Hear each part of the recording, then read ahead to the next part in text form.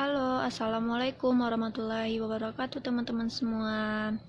Hari ini aku akan jelasin kepada teman-teman semua yaitu tentang bisnis model kanvas. Mungkin sebelumnya teman-teman udah tahu ya tentang bisnis model kanvas ini, yaitu adalah alat bantu yang sederhana, efektif dan teruji untuk memahami dan mendesain dan menerapkan sebuah bisnis baru yang sistematis.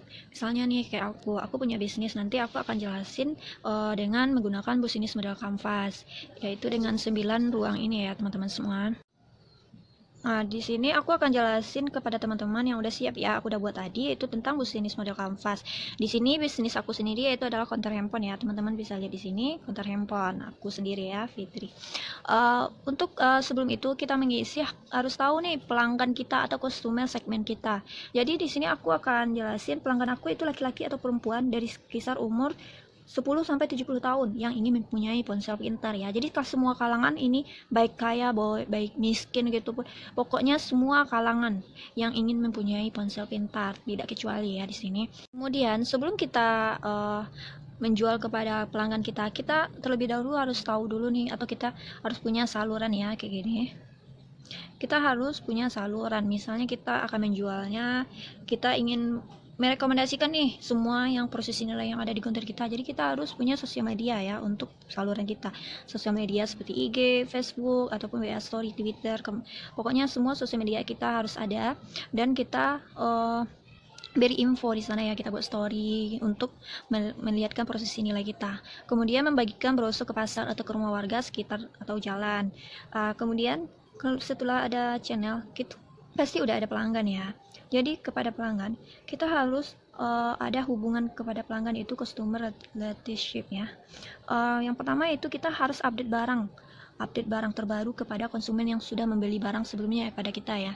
Jadi kita harus update barang-barang terbaru. Mungkin sebelumnya harganya dia beli mahal, sekarang dia harganya ada update harga terbaru yaitu lebih murah. Mungkin sepupunya yang beli ataupun yang lainnya ya. Jadi bukan dia aja yang beli ya. Kita bisa terus update harga kepada dia, produk-produk terbaru dan promo-promo yang dapat hadiah. Jadi hubungan kita kepada pelanggan itu tidak boleh berhenti pada saat dia membeli handphone aja. Jadi setelah dia walaupun beli handphone, kemudian sudah berapa hari atau berapa bulan pun, kita harus menjaga hubungan kita. Siapa tahu nanti dia akan membeli lagi kepada kita, jadi menjadi langganan ya. Kemudian kita sudah di customer hubungan dengan pelanggan ya. Kemudian kita harus tahu nih revenue stream kita. Jadi di sini aku revenue streamku dapat hadiah bonus setiap pembelian handphone. Jadi setiap pembelian handphone itu harus ada dapat bonusnya. Kemudian pendapatan hingga 500 atau 5 juta ya. Ini dalam sehari, itu tuh nggak menentu ya. Kemudian kita tinggalin nih di bagian yang di sini, kita masuk di bagian belakang yaitu ada queue activities. Jadi sebelum ini nih kita harus ada dulu nih aktivitas kita. Kenapa sebelum terjual barang kita atau semuanya nih, kita harus tahu dulu nih apa sih aktivitas yang harus kita lakuin supaya yang ini terjadi. Yang pertama yaitu buat event 1 kali 2 bulan. Jadi di depan konter kita itu kita buat event, misalnya dari brand-brand kita nantinya ya. Terus kemudian membagikan brosur di jalanan ataupun di pasaran. Pokoknya orang-orang yang ramai kita membagikan brosur. Kemudian iklan di sosial media tadi ya, di IG, Facebook, ataupun buat WA Story tentang harga atau produk kita yang terbaru ataupun update semuanya ya.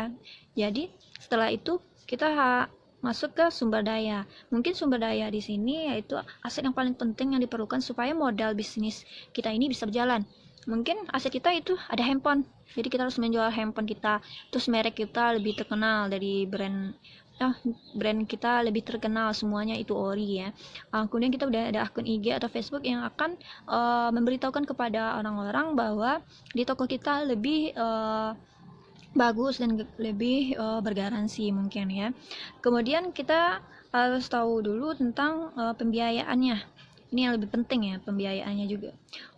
Mungkin kalau kita bagi-bagi brosur, berarti kita harus print brosur misalnya 100 lembar per 2 hari. Jadi dalam 2 hari itu harus habis ya brosur kita.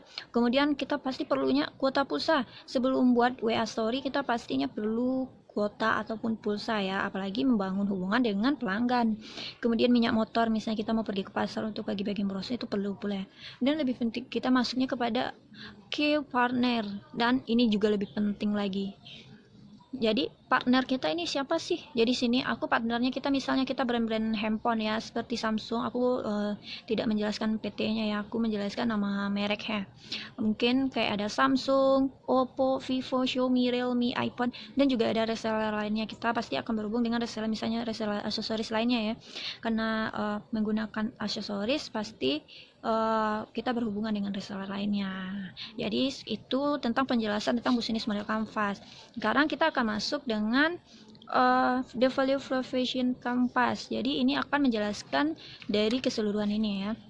Yang pertama itu ini adalah kita dan ini adalah konsumen. Kemudian di sini kita harus tahu customer job itu. Customer kita itu dia ngapain aja sih?